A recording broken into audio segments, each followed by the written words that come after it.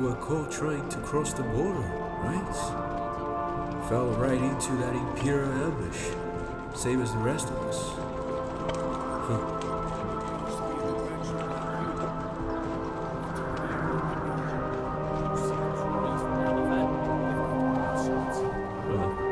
Tell me, where are you from?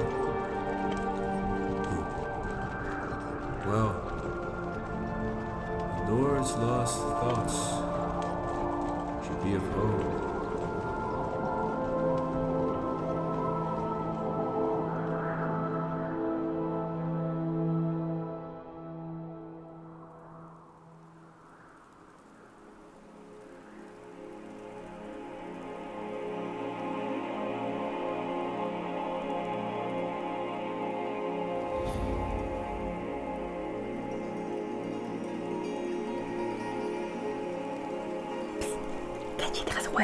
If you have coin, can it interest you in some good quality skooma? You never tried a skooma like this one. Bad quality in all of Whiterun. Oh, I must go.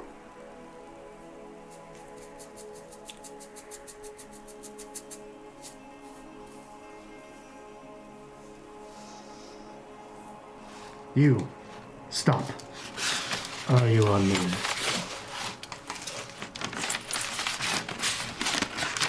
If I could read this list, perhaps I could see that you're not on it, but do you believe I can read out something here? Dragonborn, you may pass.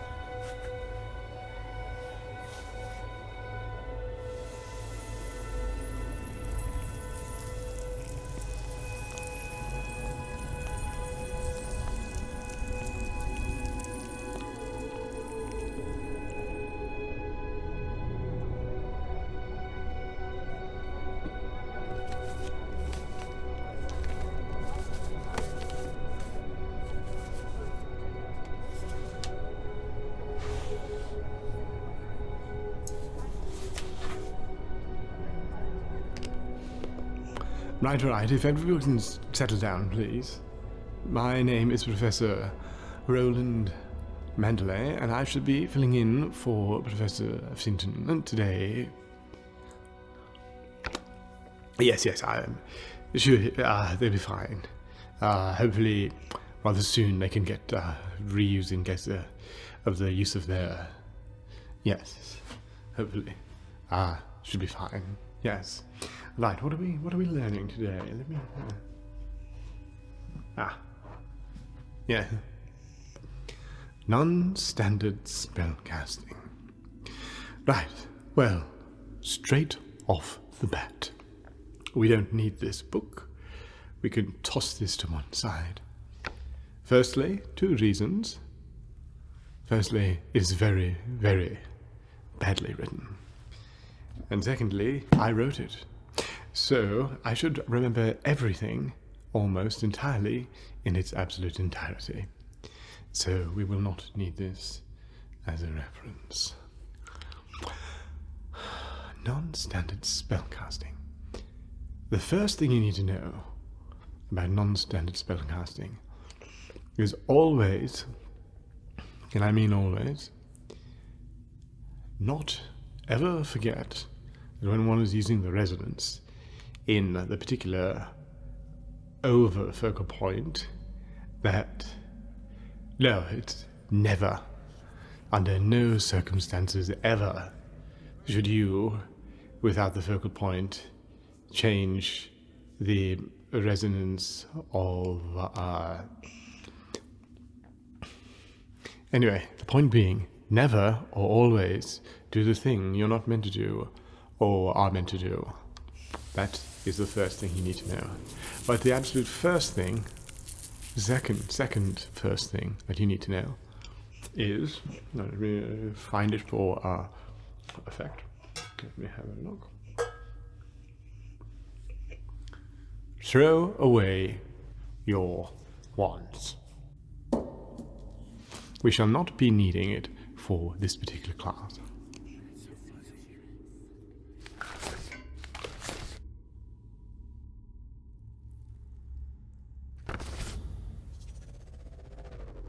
Actually, scrap that.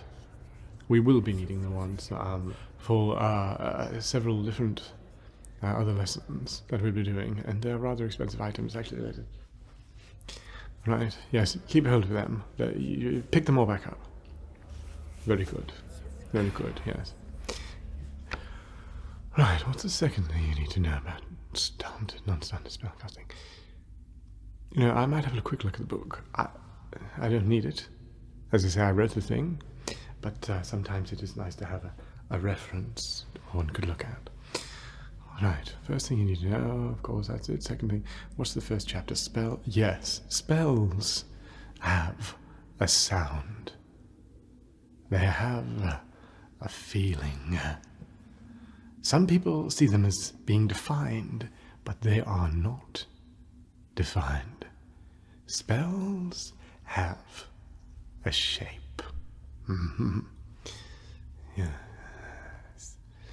And that shape varies. Of course, now, note, all spellcasting is in essence non-standard spellcasting, insomuch as it tries to control something that isn't standard. We have all these naughty little rules to say it must be this size, it must be this shape, it must have this feel, it must have this sense of orderliness to itself. But actually, all we're doing here is putting things into containers. A fireball, for example. Yeah, have you been taught how to use fireballs? Yeah, of course, no, that'd be very good, because that would be remarkably dangerous. Anyway, when you do learn it, you will find you will be casting what we call a standard fireball. This is where magic and those who profess the arts have trained it and honed it down to a very, very specific thing. Yes. Yes, but there are many, many variations, I can assure you. But then, why is it that we try to make non-standard spells standard, sir? What was that? Yes. I'm getting to that. It's a good question, actually. Why do we do that? Yes, it's because the art of magic is ultimately the art of control. Yes, I think I even expand upon it here, don't I? Yes. Yes, the idea is to make each manipulation safe. Only very talented mages, magicians, and sorcerers are able to play with the shape of magic without too much danger, you see. So these manipulations, these cages of magic, are to make non-standard spellcasting standard. Because without that, it is quite dangerous. In fact, I would say it's vastly unknowable. But that is what makes non-standard spellcasting so interesting. Mm-hmm. Yes, indeed. Now, remember we said that spells, they possess a shape. And these shapes defy confinement usually. And standardization of definitions is no easy thing. So don't let us dismiss standard spellcasting as something of a frivolous topic. No. It is a great, great art. The point of non-standard is exploration. But one must be very careful with that element of exploration. Yes. Now, it's not just shape, you know. I also have a range of sensory experiences that come with it. Sound, feelings, of visual imagery, and the such. And yeah. How do we practice the shape of spells, sir? How do we practice the shape? It's a good question. Now this, of course, is what we'll be doing. I was getting onto that, okay? Not so many questions. I'm going to get to these topics, okay? We're going to practice these things. I have a whole set of safe, simple spells that we can use to test these things. Fireball is a perfect example. Now, we will not be using Fireball, as it is very dangerous. But Fireball, it's a specific...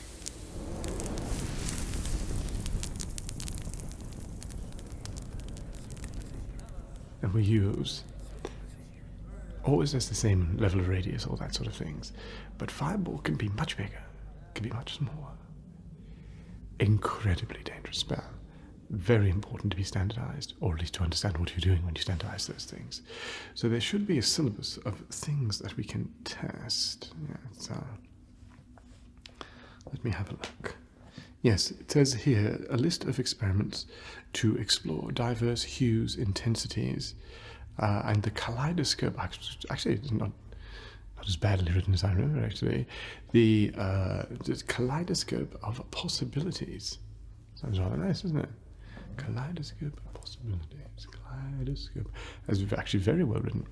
There's a bit here as well that says, of course, always prioritize safety, blah, blah, blah, ethical considerations, blah, blah, blah, in any mathematical or... mathematical? That's a typo. It should say... mathematical? Ethical consideration of magical endeavors. Blah, blah, blah, blah, blah. Right, so, no wand. So how do we cast these things? Well, there are a lot of different ways. We can do it with just words. We can do it with gestures. Words and gestures. If you're trying some of these things. You can also use staffs, for example. Enchanted items. Can also be used in proxy of a wand. Now, I would still consider that non-standard spellcasting, although typically when we use something like that, we would still have a standard set of spells that we call upon. Yes, I mean, I could even use this as a non-standard item. You know what happens when you lose your wand and you find yourself in a duel or a situation where you need to use your wand? I'll tell you what happens. You are knackered. That's what happens. If you know how to non-standard spellcast, then you don't need the wand. You can just defend yourself or improvise as needed. In fact, some mages, if you'd call them that, actually don't use wands at all. They're just purely I tell you what's a good example of that, actually. Those monk fellows that you see up in the mountains who use all the shoutiness, they're a particularly good example of that. Actually, I wonder, I'm sure they wouldn't mind if we intruded on them for a second, and see what they are. If they have any views on it. Let me just do a quick portal here. Hello, sorry to interrupt. It's Professor Reverend Manderlay here. I'm teaching a class on non-standard spellcasting, and I was very much hoping, if it was possible, you give my students a very brief introduction to whatever it is you do with the shouty thing. I think it might be a good example of non-standard spellcasting. You think so? Let me guess. College of Winterhold. Such arrogance. To disturb the Greybeards in their sacred studies. I To say... disturb our focus means you know nothing of such things. Never been so insulted in all my life. Well, he was dreadfully rude, wasn't he? You know, if the tables had been turned, I'm sure I would have been polite in that situation, and I'm almost certain that I would have given some sort of introduction. Well, yeah. Anyway, what are we doing? Examples. Right. Let me have a look and see what we have in this little spell book here. Practice makes perfect. Right, you are all in what here? So every single one of these then should 1, 2, 3, 4, 5, 6, 7, possibly 8, depending on how we do with the first 7, should be something you're able to do. Fizzle Spells. Now I know Fizzle is a very simple spell, more of a experiential thing that can be used as a distraction, if anything, but it's a perfect example. Let us cast a Fizzle Spell. Should we do it once with the wand? Yes. A Fizzle Spell. Right. Now should we do it without? Doing it without is quite difficult to get it exactly the same, but let's see if we can do it. Ready? Fizzle Spell. I think I was close enough. What do you think? It's been a little while since I don't really use them very often, but close enough. Okay, let's try that again. But this time we're going to make it slightly louder and quieter. Left hand side, right hand side, and just let this practice with me. Let's try to do this. Not too big. I think the biggest we want to go is something like this. Not too small. The smallest we want to go is probably something like this. Right. Let's practice the fizzle together in the non-standard spellcasting. You know, it's possible to do it without gestures or words at all, just by thought. Now that is particularly difficult, but I shall show you how one can do it.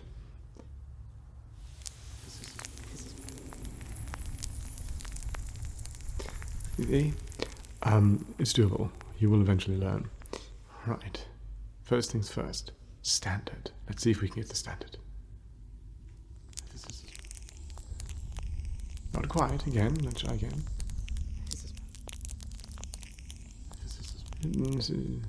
It takes some learning. It really does. I understand that. Right. So very good. Very good. That's the sort of thing. This person here has. Let's try that again. Let's see if that wasn't a fluke. Yes, this is it. You're getting it now. Okay, so right fizzle, left fizzle, big, large, vary it up as you see fit. Let's do this together now, shall we? Ready?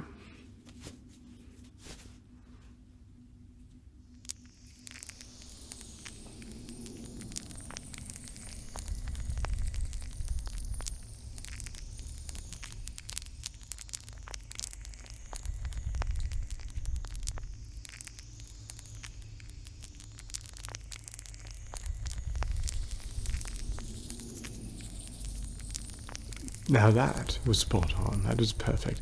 Exemplary. Very good. I think that's enough of fizzle for now. We can always come back to it if we so desire. Whispering winds. How about that? You ever done that one before? Good. It's so you understand the standards, of course. We can try with the wand once. We're going to amplify, of course, and let's see if we can get some sort of ear-to-ear effect with the entire class. Okay, remember whispering just inside there and having it go from ear to ear, random words. Good for communication. What should we say? Something, an affirmation of a positive nature. Let me think. You are progressing very well in your studies. One day you will be the most remarkable of mages. Yes. You will master the power of magic. Yes. You will be a hero. Yes.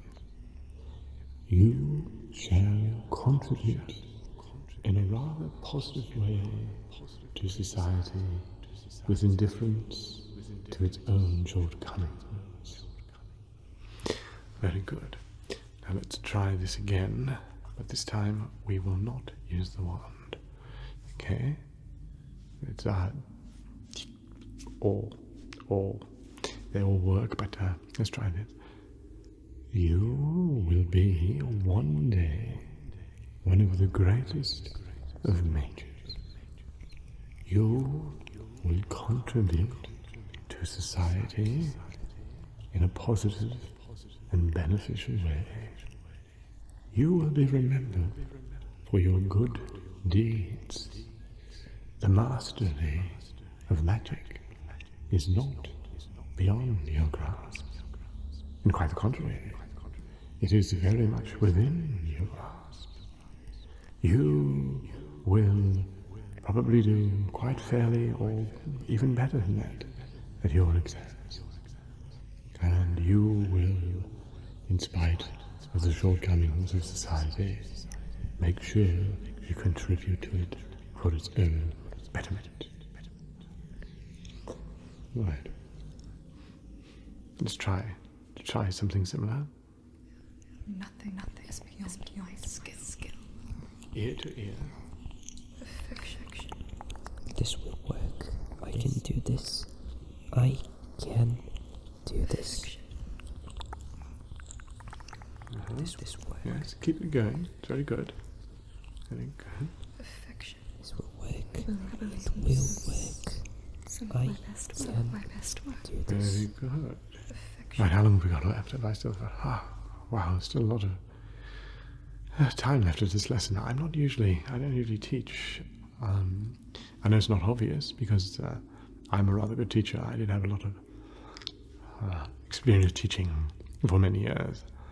But now I mainly do more things of a research nature. So some research projects, of course, I will teach. But typically, yes, I do not teach the students in this manner. Right, what was I saying? Orbs. The glowing orbs. That's a good one. Now, glowing orbs is both sensually with regards to the touch, but also with regards to the sight. That's always a little bit of sound as well, actually. So what we're going to do now is we're going to create one of those glowing orb things that we use sometimes for, I don't know, you can augment those orbs to be able to see things and things like that eventually, but usually lower level spells when children are doing it, and the first people who are doing it, the younger students, they would, what was I saying? Oh yes, for light. It would just be light, wouldn't it? Okay, let's do it. We'll do it once with the wand. Yeah. And we should create a glowing orb.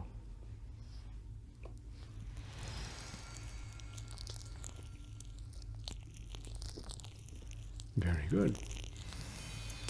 Now we shall recreate that glowing orb, non-standard, with our hands, and we're going to vary the size of the orb. I'll show you what I mean. Right.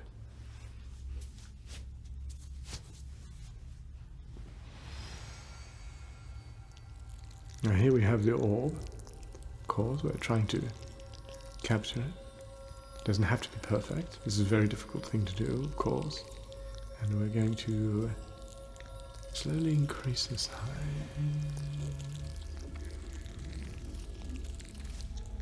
And then slowly decrease the size.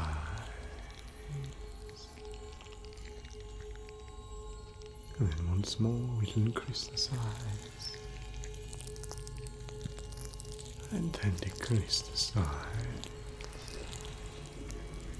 Now, one doesn't have to use just the entire shape of the object. One can do it just with the resonance. Now, can you feel the resonance of the orb?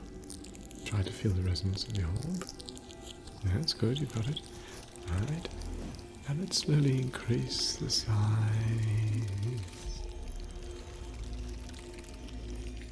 And then decrease the size. And increase.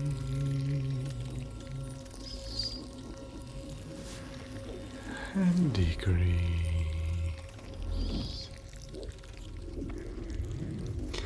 and you try it on your own.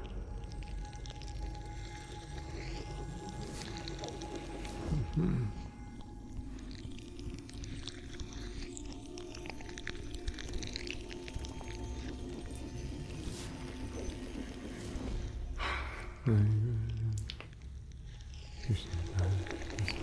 Yes, very good. Time. We still have time left. Okay, well, we have a few others here. Right, what should we do with regards to... yes, I quite like this one, actually. This one's quite a nice one. And we can use the book. Now, this is called Raindrop Rythm. You know how to gently manipulate the weather. So you know how to gently make a small drizzle on a small scale. Very good. But we can also do it just by... So of course, let's try it. Let's cast it.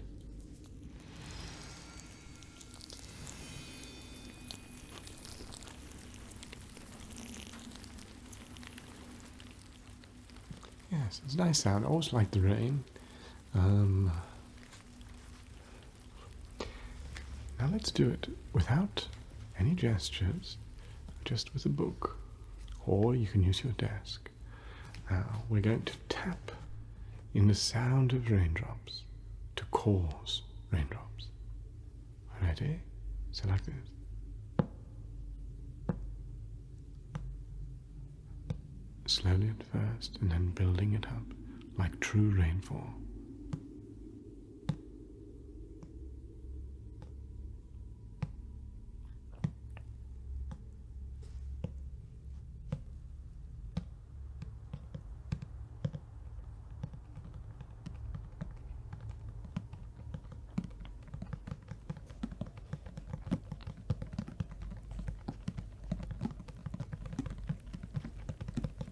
See that?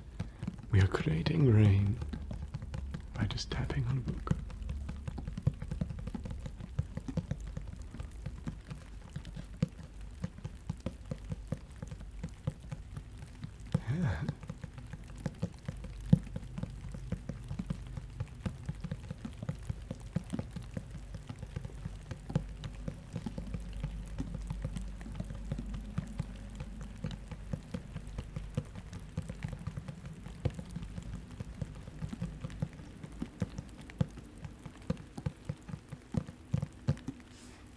Yeah. A little bit of rain. 2 seconds. I would just like to... Dr. Lily? Dr. Lily? Yes, if you could bring in the set of single resonance crystals, please, to classroom number... What is it? 45A. Yes, I'm going to be doing some resonant spells. If you can just dish them out. Yes. Well, no hurry, but I mean, the next couple of minutes would be good, because I would like to tie this up. But yes. Perfect, thank you. Right. Right, so you heard that, presumably. We're going to be doing some crystalline resonance. Crystalline resonance is an interesting, difficult, well, not difficult, of course, but it's difficult in non-standard spellcasting. You'll see when it comes through. But until then, let's use some harmonic hum, okay? Now, what we want to do, of course, we can hum harmonically like this.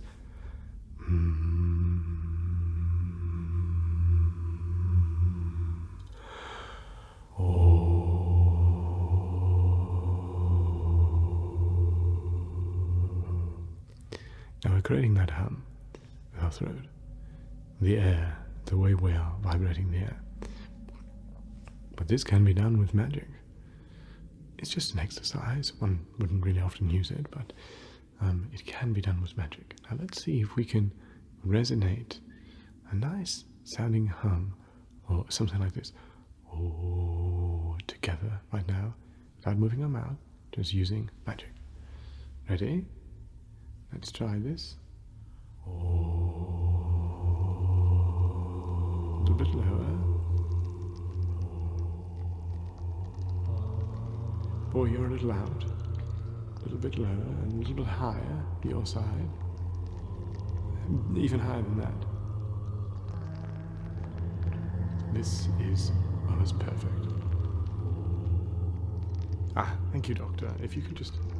Yes, we're doing resonant hum, which is actually preparing for the crystal side of things, of course. So if you could just hand them out on the desks. And, yeah, thank you. And then you can let yourself out. Very nice, and we can stop. Right. Crystal resonance. Now, each crystal has its own sound. You can make it ring by tapping it. Not anything amazing, but the deep, beautiful resonance is inside, and you can make it resonate using your usual resonation. It's a really nice sound, isn't it? Yes, now this crystal, it has one resonant frequency. Some crystals have many resonant frequencies, which makes them easy, but this one has only one. So watch, when I try to go up, make it sound higher, watch it resist. It resists. Or lower. It's still resisting. Can't really budge it. Actually, very difficult to budget with a wand. However, one can budget using non-standard spellcasting. Right, so if you hold the crystal in your hand, thus, make it resonate. I did single frequency resonance. Ready? Listen, just watch. You can just watch. Can you hear that? A little louder. Yeah. Right. Now, because our hand is engulfing the entire thing, yes, we can manipulate the sound more easily. So what I'm going to do is go back to the resonance, the standard resonance, and I'm going to raise it, just like how I couldn't really raise it previously. Let's see if we can do it easier this way. Ready? And up. You see how it's a lot easier? A lot easier, yeah. And we bring it down.